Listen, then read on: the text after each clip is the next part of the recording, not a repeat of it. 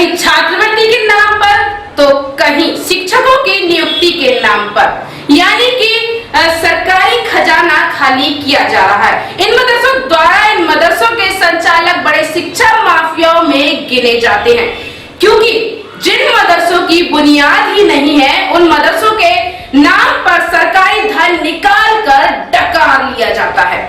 आखिर किसका संरक्षण प्राप्त है इस मदरसा संचालक को, या फिर अल्पसंख्यक विभाग की मिलीभगत इसमें होना शामिल है? यह बड़ा सवाल बना हुआ है कि मदरसा संचालक को किसका संरक्षण प्राप्त है, अल्पसंख्यक विभाग की मिलीभगत इसमें होना शामिल हमें दिखाई दे रही है। भ्रष्टाचारियों पर लगातार महाकवरेज दिखाएगा अच्छी खबर चैनल। तो चलो बताते हैं इस मदरसा संचालक के बारे में। करोड़ों का घोटाला करने वाला संचालक आखिर किस तरह से अपना रुतबा जमाए हुए है। विदित हो कि इस समय की न्यूज ने भ्रष्टाचार के खिलाफ मुहिम छेड़ रखी है।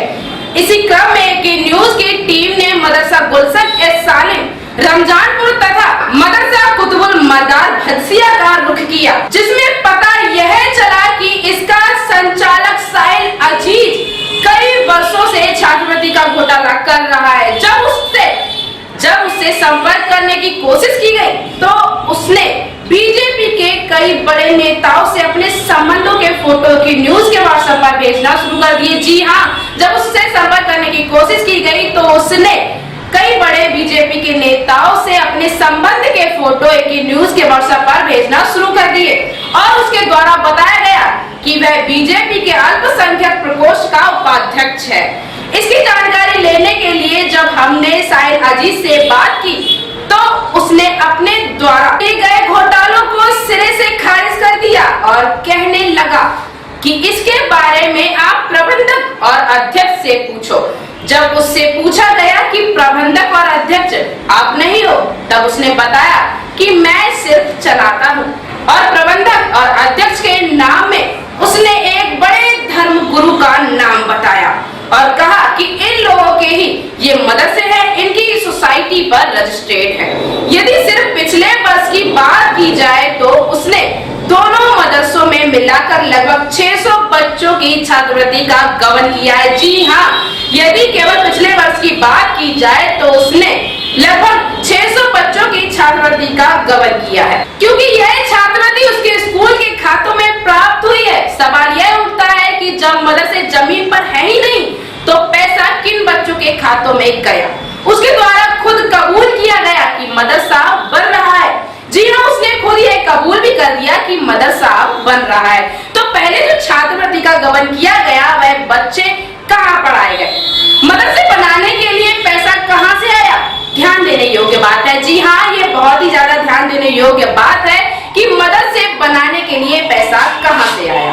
मान्यता रमजानपुर और भदसिया के पत्ते पर है, वह भी अस्थायी मान्यताएं हैं और मदरसे का निर्माण अन्य स्थान पर है। संचालक का कहना है मान्यता ट्रांसफर हो जाएगी, जबकि मान्यता एक स्थान से दूसरे स्थान पर ट्रांसफर करने का कोई भी प्रावधान नहीं है। जी हाँ, संचालक का कहना है कि जो मान्यता है वह ट्रांसफर हो जाएगी, लेकिन जो मान्यता है उसे इस स्थान से दूसरे स्थान पर ट्रांसफर करने का कोई भी प्रावधान नहीं है। इससे अल्पसंख्यक विभाग की मिलीभगत होना भी बड़ी बात नहीं है। यह देखिए, यह जो नजारा आप देख रहे हैं यह खेतों में बनाया जा रहा है मदरसा, और यह मदरसा कब तैयार होगा यह आगे की बात है। लेकिन जो मदरसे है ही नहीं उनके छात्रों की छात्रवृत्ति अध्यापकों का वेतन द्वारा लिया जा रहा है। इससे आप मदरसा कहेंगे या फिर खाना पूर्ति करने के लिए खुला धोखा।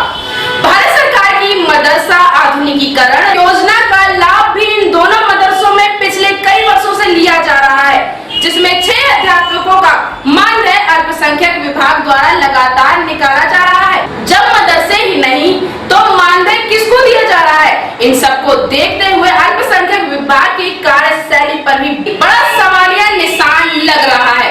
अभी सिर्फ इस संचालक द्वारा चलाए जा रहे 2 मदरसों की पड़ताल की गई है, जबकि इसके द्वारा कई मदरसे और भी चलाए जा रहे हैं। जी हाँ, अभी तो केवल 2 मदरसों की ही पड़ताल की गई है, जबकि इसके द्वारा और भी कई मदरसे चलाए जा रहे हैं। ऐसा बताया गया है, उनकी भी जल्द ही पड़ताल की जाएगी। रहिए अपडेट AK न्यूज। अच्छी खबर के साथ। Hello hello.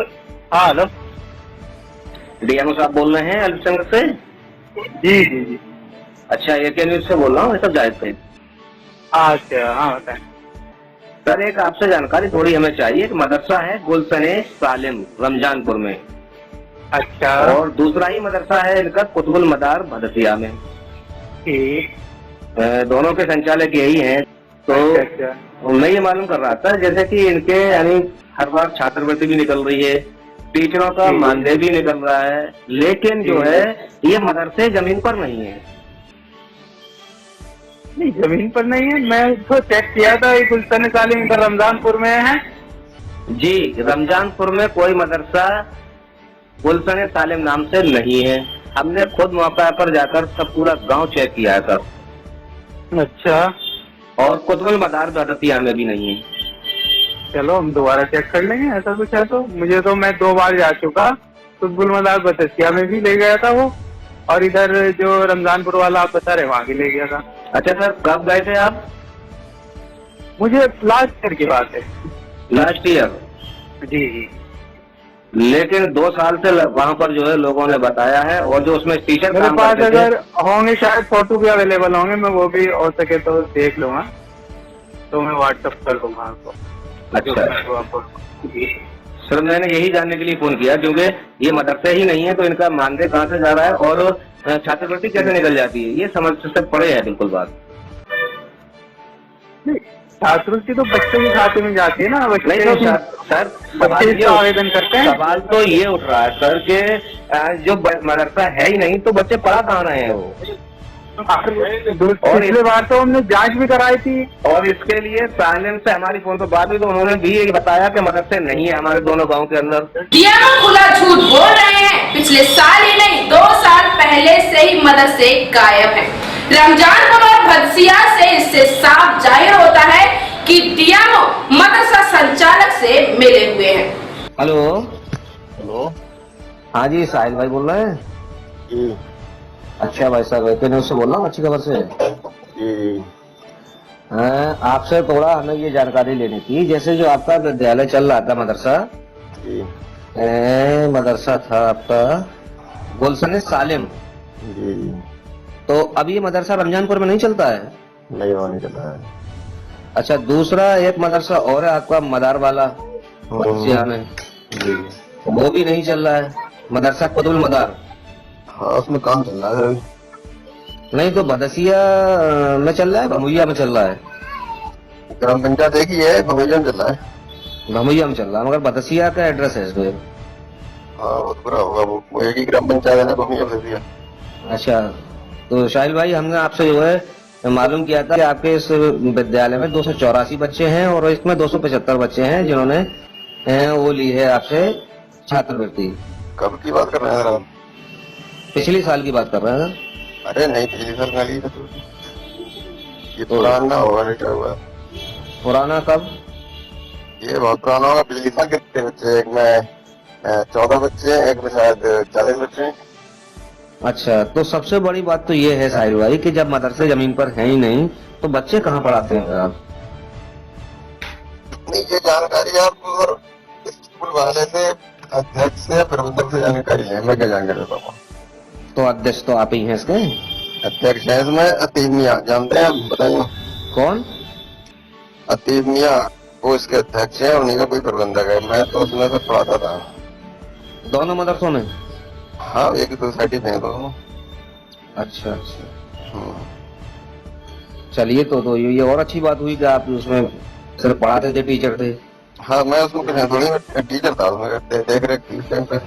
अच्छा, वैसे हमारे लिए जो सूचना मिली है वो आपके नाम से मिली है, मदरसा गुलशन सालिम रमजानपुर, और आपके नाम से ही है। न वो किसी ने देखी होगी, वो हाँ दे दी होगी, देख रेख मेरी थी उसमें। अच्छा अच्छा, हाँ। तो इस समय कोई मदरसा नहीं है आपके जमीन पर? नहीं, वो ट्रांसफर चल रहा है। तो मदरसा ट्रांसफर चल कहाँ जाएगा? बिल्डिंग हम आपके पास, हमारे पास वीडियो हमारे पास आ चुकी है, और उन्होंने दिखाया है कि सिर्फ अभी 2-2 फुट 4-4 फुट, कहीं 4 फुट हो गई है, कहीं 2 फुट हो गई है, इस तरह से बाउंड्री वाल हो गई है खाली बस। किसने वीडियो दी है? भदसिया से आई है, आपके भमुइया से। अच्छा अच्छा, किसी आदमी ने दी है? हाँ। अच्छा अच्छा, कब कौन दी होगी ये?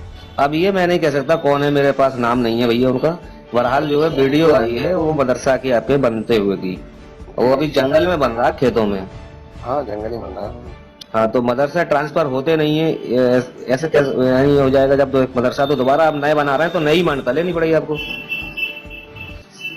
नहीं ऐसा नहीं होता है, वो तो बनवा सकते हो। पहले किराए की बिल्डिंग चलता है, अब अपनी बिल्डिंग चलेगा। अच्छा, प्रोसेस तो पूरा नया ही हो जाएगा, दोबारा से सब कुछ करना पड़ेगा। हम्म। ठीक है, तो इस समय उसमें पढ़ रहे हैं बच्चे? बच्चे घर में पढ़ रहा है, उसमें नहीं पढ़ रहा है। अच्छा, घर में पढ़ रहे हैं। हम्म। चलिए, ज्यादा ही बोल रहे हैं भैया। आपने जो है आप मैसेज भी किया था, जो हमारा कॉलिंग नंबर है उसका, चैनल का, जी। तो आपने मैसेज किया था कि उसकी भारतीय जनता पार्टी के जिला उपाध्यक्ष हैं अल्पसंख्यक से, तो उस पर अभी पूछा भी गया आपसे कि आप अपना प्रमाण पत्र दे दीजिए जो आपको सदस्यता मिली है वहां से, वो भी नहीं, दे आप ज्यादा ही बोल रहे हैं, कौन बोल रहे हैं? मैं उनका बड़ा भाई बोल रहा हूँ, शाहिद। नहीं तो आप हमारे पीछे क्यों पड़े हैं, आप बता देंगे ना। हम पीछे क्यों पड़ेंगे आपके? अच्छा, हमें मिल क्या जाएगा आपसे पीछे पड़कर? हम तो यानी हमारी खबर थी, तो खबर के आधार पर यानी आपसे ये चीज मालूम करना हमारा फर्ज बनता है। आप हमारे पीछे पड़े, आप हमारी मतलब बेइज्जती कर रहे हैं गाँव में जाके। कैसा? भी आप अध्यक्ष क्या गए थे, आप गए हो, कोई भी गए हो, वहाँ लिस्ट है आपके पास कब की, आप सबको दिखा रहे हो, इतने बच्चों ने छात्रवृत्ति ली है इन्हें। भाई, जो लिस्ट आपको मिली है और आपने ली है छात्रवृत्ति, बच्चों तक नहीं पहुंची है, तो मालूम नहीं करेंगे घर जाके कुछ से? अरे तो सर ये बात आप हमसे पूछेंगे या बच्चे से पूछो, आप मिली नहीं मिली, ये गली गली हमारे ढोल पिटवाओगे आप? तो आप को इसमें अगर आपने दी है उन्हें छात्रवृत्ति, तो इसमें क्या बुराई क्या है पूछने में? नहीं, छात्रवृत्ति बच्चे खाते में जाती है, हमसे मतलब चीज है। बच्चे खाते में गई मगर बच्चे अब तक नहीं मिली उसे। नहीं, आपको ये कैसे पता नहीं मिली? क्योंकि मालूम किया है ना हमने। बच्चे मिलेंगे आपको? हाँ, बच्चे भी मिले हैं, और जो जिन लोगों के नाम से आपने पेमेंट दिया है वो भी मिले हैं, और जो आप टीचर पढ़ा रहे हैं उन्हें अब तक भी ये नहीं मालूम कि वो किसके लिए जा रही है छात्रवृत्ति।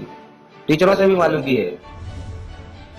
8 दिन से आपको काम 8 दिन से टीम आपके उस पर काम कर रही है। आप कह रहे हैं कि आपके पीछे लगी हुई है, आपके पीछे नहीं है, आपकी न्यूज तैयार कर रहे हैं। एक दिन में न्यूज नहीं होती तैयार। अच्छा अच्छा।